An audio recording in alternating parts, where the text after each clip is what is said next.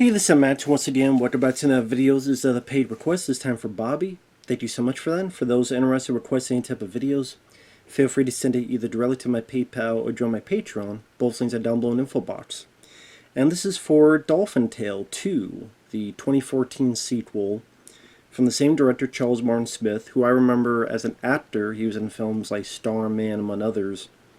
And he directed films like 50-50, with Peter Weller and Robert Hayes, which I wish would get a Blu-ray, among other movies. And the first one I liked. I thought it was cute. I thought for a family film, it was well-intentioned. I thought the cast worked well for what they needed to do.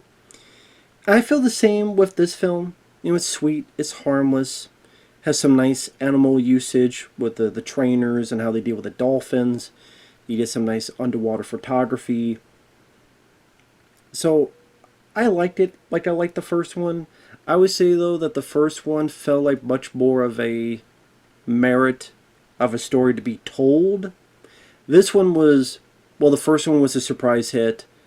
So let's do a sequel. Okay, well, this happened during it, so let's tell this story. The first one felt like a story that needed to be told. It felt like a story that was worthwhile to be told. Here, like I said, it's a harmless film. I don't think it has the most interesting story compared with the first, but at the same time, it's like, whatever. It, doesn't make me mad or anything. Because the story here is they find another dolphin, it's sunburned, it's beached, so they bring it in to heal it up. I think they call it Mandy. And most of the cast of the first film returns. You have Nathan Gamble as the lead kid, who found Winter the Dolphin in the first movie. You have the owner of the Institute, played by Harry Connick Jr. You have the mom, played by Ashley Judd. You have the guy who made the tail, Morgan Freeman. Although he has a bit less to do in this.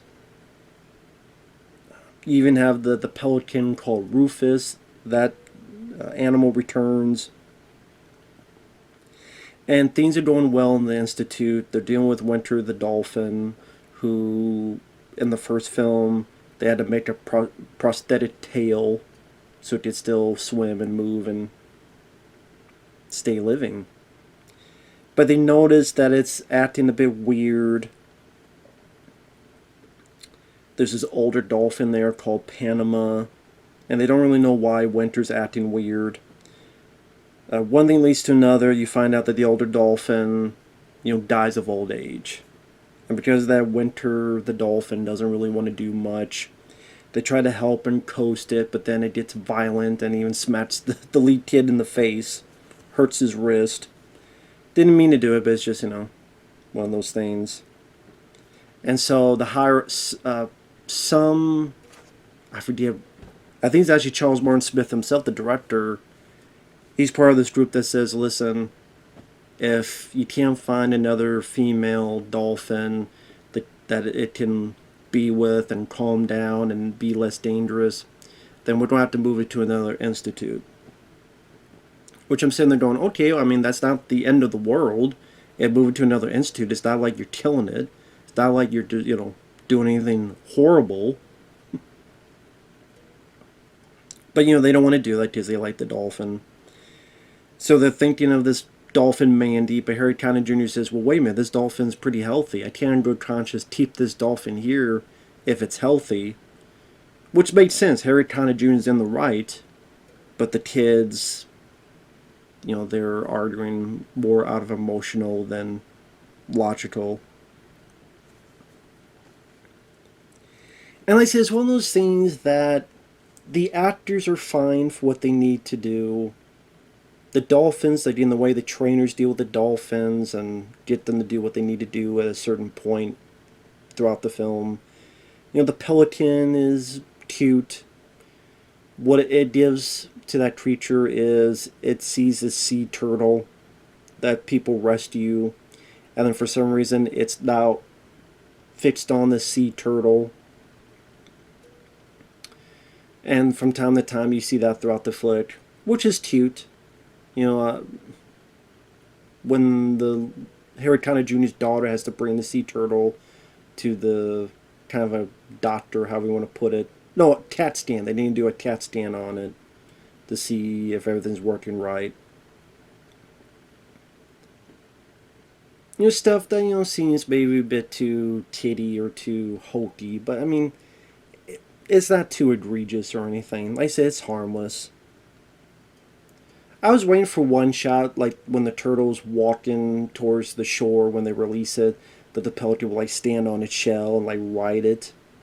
I guess, it'd be pretty hard to train that to happen. But in spoiler alert, the pelican decides to fly with it, and I guess left for good. So I guess, okay. Did that happen in real life? I'm guessing this was also based on a true story like the first one, I would assume. If not, then oh well, I'm wrong. But is that what happened where the pelican, or did they just throw, okay, we gotta give this thing something to do, so sure, let it fly away and never heard of again? Who knows what happened? Maybe he got 5 miles and I had a heart attack. Who knows? We never find out what happened to Rufus. He's just gone for good. Just never came back again, I guess. He bailed. He got the hell out of Dodge. He must have really liked that turtle.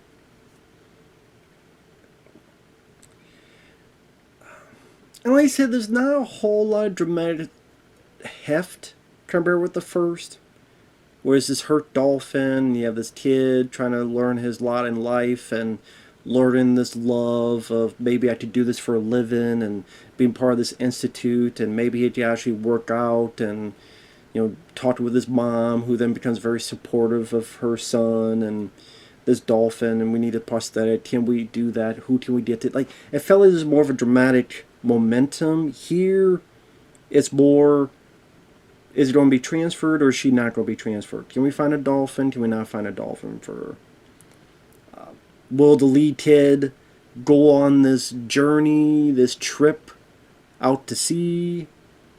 I'm like, wow, okay, that's a really tough choice. Either you stay in this institute, which seems to be very successful, or you get to be on the high seas and get more experience and maybe even more money. Yeah, tough choices. We all would love to have those kind of tough choices, right? So, like I said, the first film felt like there was a reason why the story was told. Here, it was more, the first one made money. How much did the first one make now that I think about it? Let me look that up. It just didn't feel like it was a story that was, I hate to say it, worth telling. It cost $37 million and it made about, $72 million in the U.S., $95 million worldwide. So definitely a decent surprise hit. And the sequel cost $36 million, but it only made, sorry, I just want to double check. Sorry about this. It made $42 million in the U.S. So the first one made over $70 million. This only made $42 million. 15 million international. So the first one made $95 million worldwide. This made $57 million worldwide. So the first film made more money in the U.S. alone than the sequel did worldwide. Maybe because, like I was saying, one was good enough, did you need a sequel? Not really.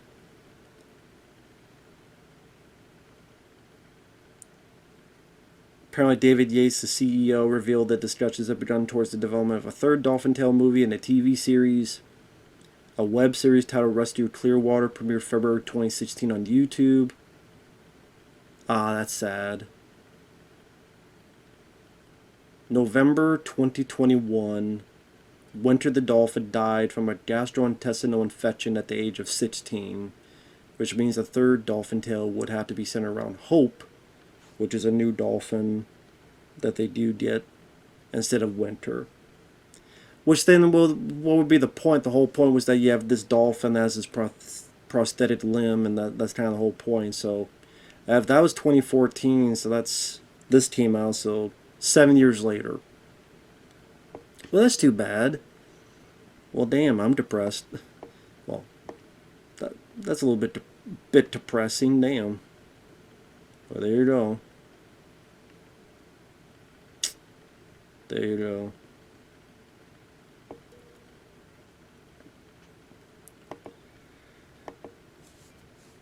Because that's what happens, is that they let the clean build of health Mandy dolphin go, and she gets with the other dolphins out to the sea. But then there's this younger dolphin they find, and they braid it in, and they name her Hope. And at first she's freaked out by Winter because she doesn't recognize the tail, and are you a shark, or are you something else? But then they get Morgan Freeman, who's in a couple scenes. He's in one scene talking with the lead kid, has his pocket watch that you have to tap it to work, and it's to, you gotta shake it up, just like your life, you gotta shake it up. Even if things are going well, sometimes you have to shake things up to see what else is out there. Pretty much push the kid, hey, go ahead and go out to sea. So they make a new tail. The younger dolphin is unsure, then they start pairing up with each other, and they start being fine with each other, then everything works hunky-dory. So like I said, it's cute. I think if you like the first one, it's definitely worth the watch of seeing the second one. It doesn't do anything to hurt the first one. Most of the actors are back, so it does help with continuity. Like I said, the animals like Rufus the pelican and Winter the dolphin, again, they're the way they're utilized, lack of CGI, all that stuff helps with the proceedings. Another neat thing is early on, when they're showing how good the Institute is doing, they actually have an appearance by Bethany Hamilton playing herself. For those who don't know, you remember that movie Soul Surfer, about the surfer, the lady who was bitten by a shark and she lost a limb and she wondered she could surf again? Well, the real life basis of that is in this film, which I guess makes sense because she lost her limb, but she could surf. Now she's with this dolphin who lost a limb. And that's one thing I did like at the end, is they show real footage. They show real footage of kids who are disabled, who are missing limbs. And it's just one of those things that just was a bit of a gut punch, because here I am, thankfully got my limbs right now. But then there are kids who are like 8 years old, 10 years old, 12 years old, and they have no legs, so they have prosthetic legs, or they have like a fake arm, and having to go through that in such an early age.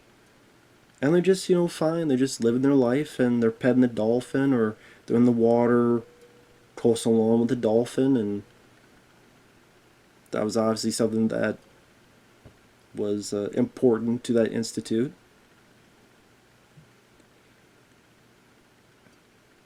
And you have other folks, as well as adult folks, singing the dolphin, and it's sad. Now, obviously they can't live forever.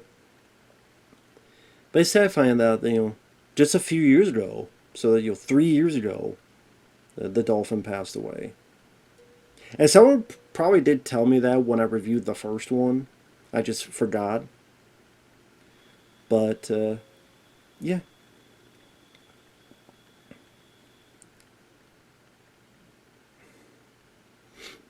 I don't know why this stuck out for some reason. Is there's a bit when you get into the third act and they're going to show this new younger dolphin, and hopefully it'll work well with the older Winter the dolphin, and these TV hosts are like letting people know this is about to happen, and I'm like, man, these are the fakest TV hosts ever. Well, that's so cute, isn't it? But I'm thinking, well, isn't it? Maybe this is the most realistic TV host ever, because a lot of times you do see these new broadcast hosts, when they're trying to tell like a very heartwarming story, and I'm like, But I don't know, I mean, even they seem like better actors than these two hosts. That is so cute. Isn't that so cute? And I'm like, I don't know if this is, again, realistic or just the most goofy of TV hosts. Maybe a bit of both, I don't know. You be the judge if you ever see this. But overall, you know, again, a cute, harmless film. Capable cast. Like I said, Ashley Judd doesn't have a whole lot to do. She pops in every once in a while to comfort her son. Morgan Freeman, again, doesn't hold. I didn't even mention this in the first movie review of Dolphin Tale 1, I mean. That, yeah, this is kind of a interesting to see Ashley Judd and Morgan Freeman again on screen, because they were in Kiss the Girls together. They were in Double Jeopardy. No, High Crimes, that one. Double Jeopardy was Ashley Judd, Tommy Lee Jones.